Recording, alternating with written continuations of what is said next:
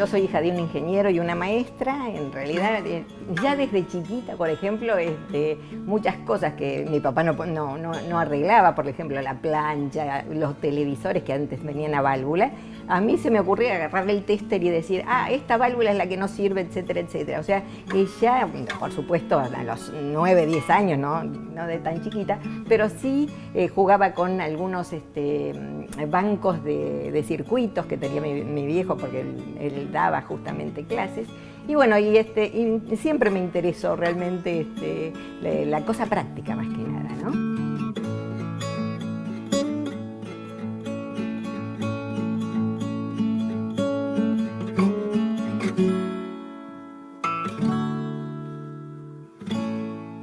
Jugábamos con mi hermano más chico a hacer mezclas, a hacer perfumes con distintas flores, por ejemplo.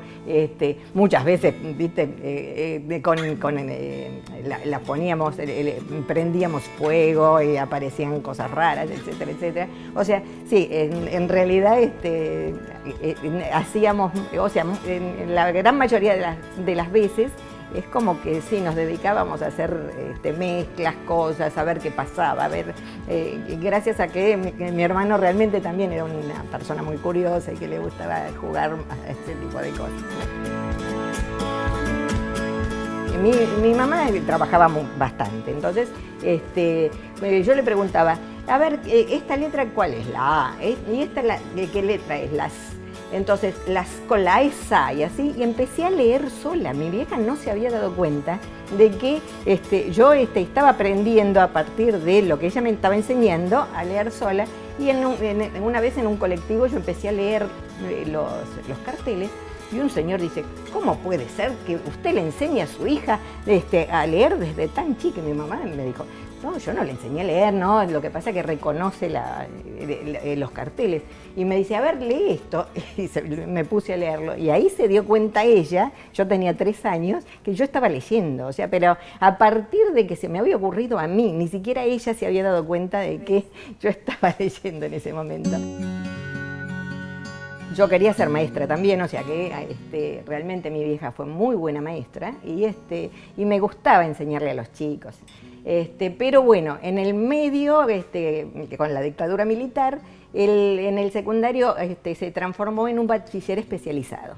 Entonces yo elegí el físico-matemático, porque en realidad a mí me resultaba muy fácil la física y la matemática, y era como que era mucho más fácil para mí que estudiar, qué sé yo, historia, biología o lo que fuera, ¿no?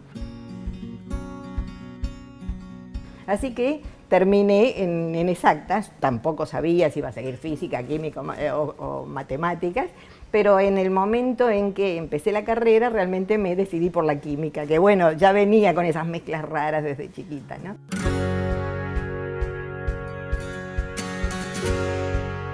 Sí, el paso por exactas en ese momento sí fue muy duro, ya estaba la dictadura militar, esa época me marcó muchísimo y en ese momento justamente gente que había sido echada de ciencias exactas, matemáticos y físicos muy inteligentes, habían creado un taller de ciencias para chicos que se llamaba Eureka. Y yo estuve trabajando en ese taller de ciencias justamente, donde en Eureka nosotros mostrábamos a los chicos, los ayudábamos a razonar. Incluso, yo tenía química en ese taller de ciencias, había cosas de investigación que yo estaba haciendo dentro de la facultad que los resolvíamos con los mismos chicos. Y me acuerdo que lo que más me impactaba de esa época es que, por supuesto, en la escuela tenía que ser todo memorístico y no podían pensar demasiado, y los chicos llegaban a Eureka y decían, uy, claro, esto es lo que yo definía como tal y tal y tal cosa, y realmente era como que se les presentaba un mundo diferente, más creativo, más interesante, y todo a partir de que se les permitiera pensar, se les diera un cuento, por ejemplo, motivador, y a partir de ahí ellos estructuraban todo el desarrollo. Estuve trabajando en varios institutos de investigación y después estuve trabajando en la Comisión de Energía Atómica. Bueno, ahí es cuando me llama el director y me dice que yo era una persona muy rebelde, que realmente era una persona peligrosa y que tenía que presentarme todas las semanas con una psicóloga para que realmente me encaminara. En ese momento, obviamente, gente de la CONEA me asesoró como para que si podía me fuera del país. Y especialmente si yo había tenido algún antecedente, y bueno, obviamente estos antecedentes, el estudiar con gente que estaba en el centro de estudiantes, el haber trabajado en Eureka, el haber trabajado en ciencia, en educación para adultos, junto con la Iglesia de Izquierda de Fermín, en ese momento con la Universidad de Luján, que en ese momento lideraba Fermín Mignone. O sea, todo ese tipo de cosas podían ser antecedentes que fueran cargados sobre mí como para definirme como una persona peligrosa. Entonces ahí sí decidí que me iba a ir a Estados Unidos, no había terminado la tesis, y decidimos con mi esposo irnos directamente, o bueno, mi actual esposo, irnos a Estados Unidos. Ahí me casé en la casa de mi prima, que vive en Nueva Jersey. Cuando yo llegué a Estados Unidos, yo ya había trabajado en melatonina, la verdad que era una hormona que me parecía muy, muy interesante, y a partir de ahí empecé a trabajar en melatonina en cerebro. Y ahí me di cuenta de que la melatonina inhibía el transporte de la célula, del cuerpo celular hacia el axón, y entonces al inhibirlo, el cuerpo celular quedaba lleno de las hormonas que estaba produciendo. Y entonces, de esa manera empecé a hacer cortes de estos cerebros y encontré en cada núcleo cerebral las hormonas que se estaban produciendo, o sea que se podía hacer un atlas de cerebro donde se demostraba en cada núcleo qué función tenía.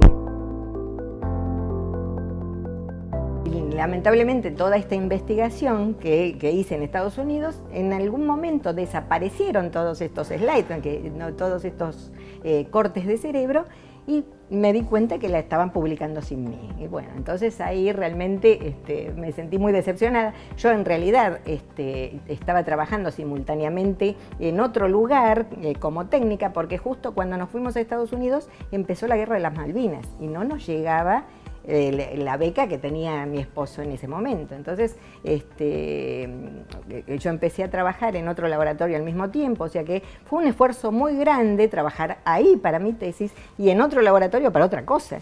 Y obviamente en el momento en que me sentí medio defraudada, es como que me quise ir. Y entonces empecé a buscar, había muchas amigas mías que se habían ido a Francia, y empecé a pensar en irme a trabajar a Francia.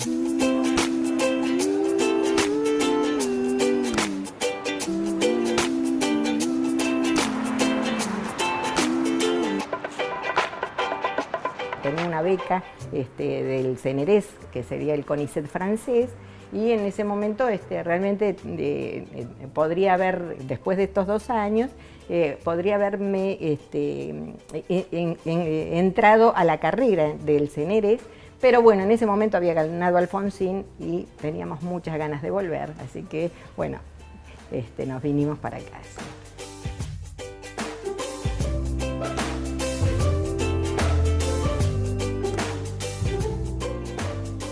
Este proyecto consiste en un tratamiento genético para animales veterinarios que tienen sus dueños, con la aprobación, con el consentimiento de los dueños, y que estuvieron desarrollando tumores que no tienen otro tipo de tratamiento que la cirugía y nada más, y que con cirugía solo mueren a los 3 meses. Y así es como empezamos con mi esposo. Yo estaba más, o sea, mi especialidad siempre fue el sistema inmune, o la relación entre sistema inmune, sistema endocrino y sistema nervioso, y mi esposo trabajó mucho en genética. Entonces decidimos hacer este proyecto de inmunoterapia genética, donde tratáramos animales enfermos con este tipo de dolencias que no tienen otra cura, que son huérfanos de tratamiento, pero siempre con el doble propósito de encontrar un tratamiento efectivo tanto para estas mascotas como para pacientes humanos.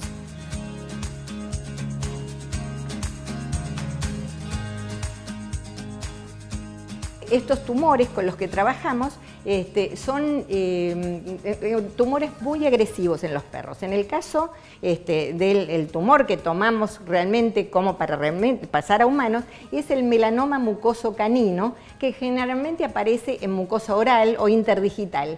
Y este tumor es un tumor altamente agresivo, metastásico, rápidamente genera metástasis en todo el organismo y letal. Y se parece mucho al melanoma humano de cabeza y cuello.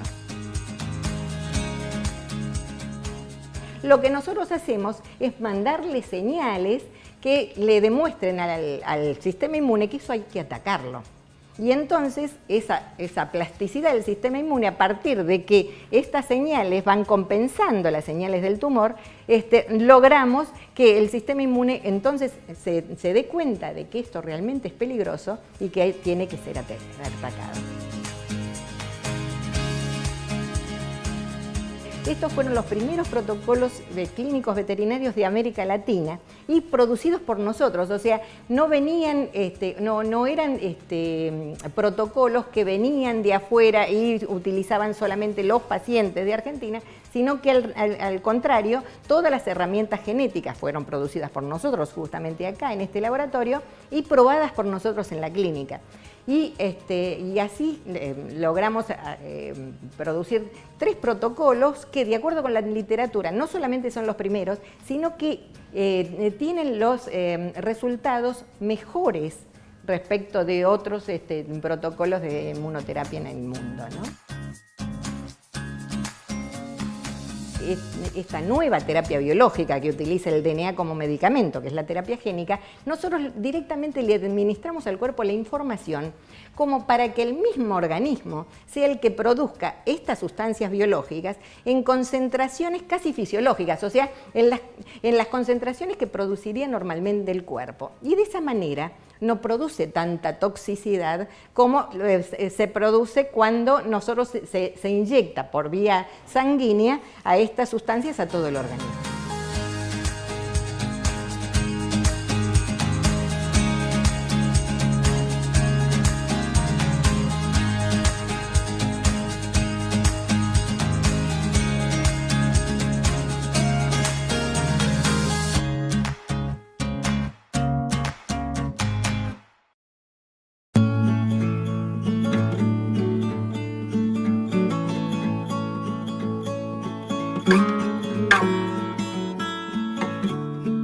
Este tratamiento consiste en estas 3 partes. La cirugía con extirpación parcial o total del tumor, y después agregamos en esa zona peritumoral a este gen suicida para seguir eliminando tumor y, por otro lado, transformar este microambiente, atraer al sistema inmune producido por la vacuna al lugar. Es más, con este tratamiento local hemos logrado que en el 50% de los pacientes evitar que el tumor vuelva al lugar. Cosa que normalmente en los pacientes que recibieron cirugía sola, casi en un 95-99% se produce este recrecimiento del tumor en la zona. Ya llevamos más de 1000 perros con melanoma canino mucoso ya tratados, y entonces a partir del 2015 iniciamos con el apoyo de la sección de oncología y de farmacología clínica del Hospital Italiano los protocolos en pacientes humanos.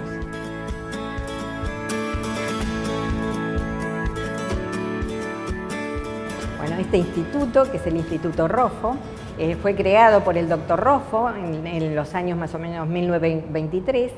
Él vivía acá con su esposa, justamente en este pabellón, Elena Larroque de Roffo, vivían acá en el 3er piso, su esposa era enfermera y fue la que creó la Fundación Roffo. Y además en este mismo hospital trabajó la doctora Eugenia Sacerdote de Lustig, que fue realmente también una pionera dentro de la investigación. Ella fue la que creó el área de cultivo celular, justamente.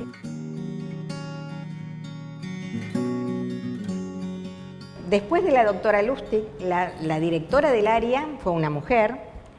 Después que se jubiló ella, nos ofreció a nosotros 2 ser directores. A nosotros no nos interesaba porque realmente Esa es la diferencia entre nosotros y la burocracia. O sea, no nos interesaba estar firmando si uno se va, si el otro viene, sino que nos interesaba estar en los quirófanos, en la calle, etcétera, etcétera. Y ahora la directora es otra mujer. O sea que en realidad toda la directora del área de investigación de oncología es una mujer. Siempre fue una mujer, desde la Lustig en adelante. O sea, no ha habido discriminación por género en cuanto a la dirección del área de investigación.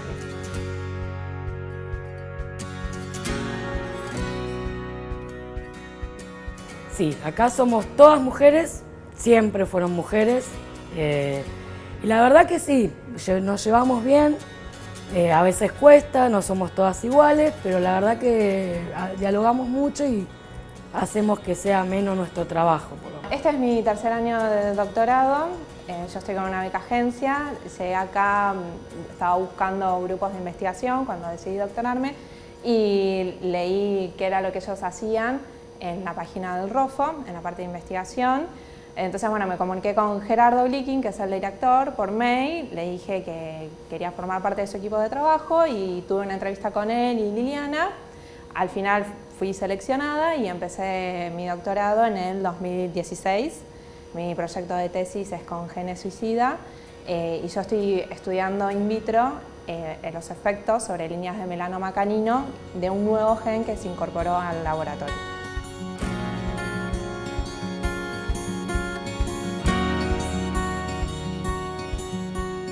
Este instituto es uno de los hospitales de la Universidad de Buenos Aires y este es el instituto encargado de la oncología, justamente. Recibe pacientes de todo el país y realmente acá están los mejores médicos y se trata todo tipo de enfermedades, incluso los pacientes que vienen del interior vienen con patologías que acá que en Buenos Aires no se ven, o sea que otros institutos que tienen obras sociales más de gente de la capital, etcétera, etcétera, no están viendo patologías que pueden llegar a pasar en la Puna o en algún lugar del interior y que, bueno, tumores muy avanzados y todo eso. Así que claramente tiene una experiencia mucho más rica que cualquier otro hospital que realmente que sea de oncología, pero municipal, ¿no?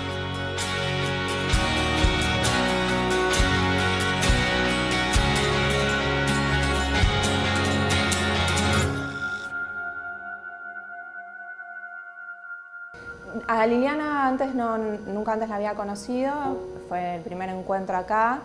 Ella me parece una persona muy creativa, creo que es lo que más la distingue. Es una persona con mucha energía, creatividad, proactiva. Es divertido trabajar con Lili, siempre le aporta una chispa. No conocía antes a Liliana, me parece una persona que motiva mucho, que tiene muchas ideas nuevas. Enseguida a ella se le ocurren nuevos proyectos o nuevas formas de abordar un proyecto y eso me parece muy importante para una líder de un equipo de investigación. Me gusta trabajar con Liliana. La forma de ser que tiene Lili, ella es bastante divertida, va, viene, siempre está haciendo cosas, siempre está con una sonrisa, es bastante alegre. Y aparte siempre está buscando proyectos nuevos, se nota que lo que hace la apasiona. Y aparte hizo ciencia desde siempre, ya tiene una trayectoria ya unos 40 años largos. Y eso aporta otras cosas, más cuando vos te estás formando, el tipo de, cuando te pones a charlar sobre un experimento, qué es lo que vas a hacer, resultados, ahí realmente se nota como una persona ya tiene mucha formación de fondo, aparte ella ha hecho ciencia creo que en todos los países del mundo, no hay un país que no conozca y siempre haciendo ciencia. Y bueno, sí, lo que más rescato de ella es la creatividad y el positivismo.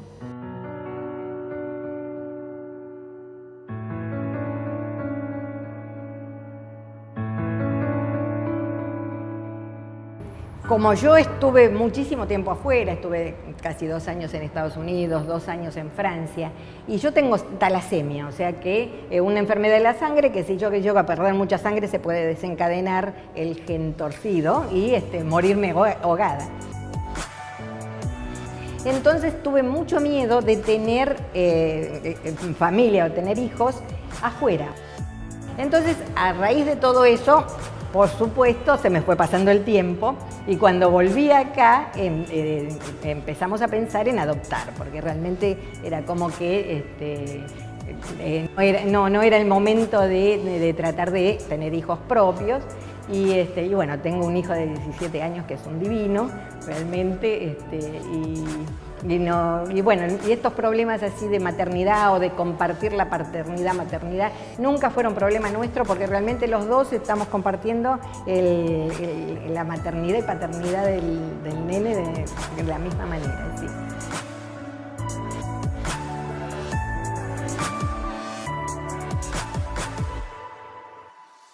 Como mujer realmente tuve que trabajar mucho más fuerte que un hombre como para lograr objetivos determinados, pero por sobre todas las cosas, para mí era lo más importante era acceder a, o sea, no tanto ser reconocida dentro del ambiente científico, sino tener alguna devolución hacia lo que podría llegar a ser la sociedad. Y en eso sí me siento absolutamente reconocida, o sea, realmente es como que para mí es muchísimo más importante que ganarme el premio Nobel, por ejemplo, es el agradecimiento de los dueños de los pacientes, que por ejemplo se habla de mí en los cumpleaños, hay gente que me dice, sí, en un cumpleaños me dijeron de vos y de tal persona y qué sé yo, y entre ellos se van pasando el dato como para si tienen perros enfermos, etcétera, etcétera. O sea, esa cosa de calidez, de amor hacia vos, no, es como que en el ambiente científico podés conseguir respeto, conseguir otro tipo de cosas, pero no ese amor, esa cosa realmente de muchísima calidez y de mucho reconocimiento incluso, pero dentro de lo social. O sea, yo me siento más reconocida por la clase media o los dueños de los pacientes que por el ambiente científico, eso seguro. Creo que cada vez estamos mejor, porque incluso los reglamentos de becas, las instituciones que, digamos, sostienen a la ciencia, cada vez tienen más en cuenta esto de que la mujer desea ser mamá y esos tiempos que se necesitan para permitirlo. Y sí, lo tenemos en cuenta, mis compañeras que quieren formar familia piensan en función de, bueno, cuando termino el doctorado, por ahí formo familia, o cuando termino el postdoctorado, pero creo que igual es posible. Conozco muchísimas mujeres que forman familia y siguen en ciencia y son grandes líderes de grupos de trabajo, no me parece que sea un impedimento. Yo lo que noto actualmente, el rol de la mujer que tiene en ciencia, creo que se le está dando otra importancia que antes no. En todo, a nivel social, en todos los ámbitos. De hecho, hay muchas becas que son exclusivas para mujeres, mismo si te querés ir del país a hacer ciencia afuera. Y eso creo que son cosas que antes no pasaba. Como que la mujer no tenía mucho derecho a pensar, era más para la casa, los chicos. Creo que ahora tenemos otras oportunidades, otros espacios. De hecho, acá nosotras, la mayoría somos mujeres, el personal, y todos los doctorandos somos mujeres. Y creo que se nos ve con otra importancia y al menos se nos da otro lugar.